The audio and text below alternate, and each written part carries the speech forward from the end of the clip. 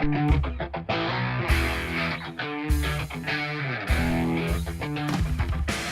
Claude Mainville from Handiman for You Incorporated, and business is situated in Claremont, Ontario. We do everything from A to Z, and I'm going on 41 years in business, self-employed. I come from a farm of 22 kids, and we had a sawmill, and that's how I became a carpenter. I have clients who go to Florida in the winter, so I take care of their properties while they're gone. And this special client, Carol Rooney, she has 6 houses.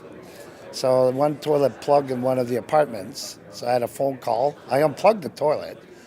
And then I said to the tenant, I said, well, keep an eye on it. If you have another issue, call me.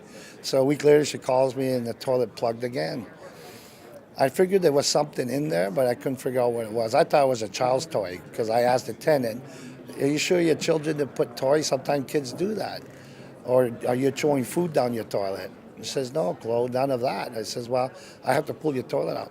So I pulled the toilet off, and I was so amazed of what I saw. I've never seen that in 35 years being in business, a tree growing into a toilet drain.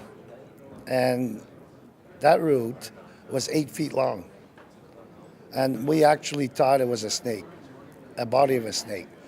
So I told my laborer, I says, keep pulling, I'll take pictures. He says, man, we got to get out of here. That's a big snake. You don't know. That's the tail. We didn't even get the head yet.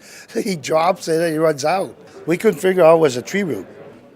But on the other hand, what I was saying, Handyman for You always says, no job's too small.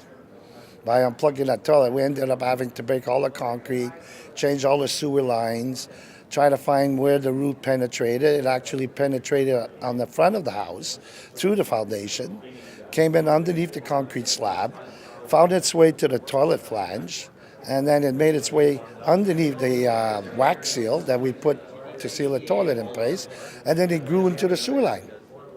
If we would have caught that, that thing would have just went up the stacks, into your sinks, and the toilets upstairs.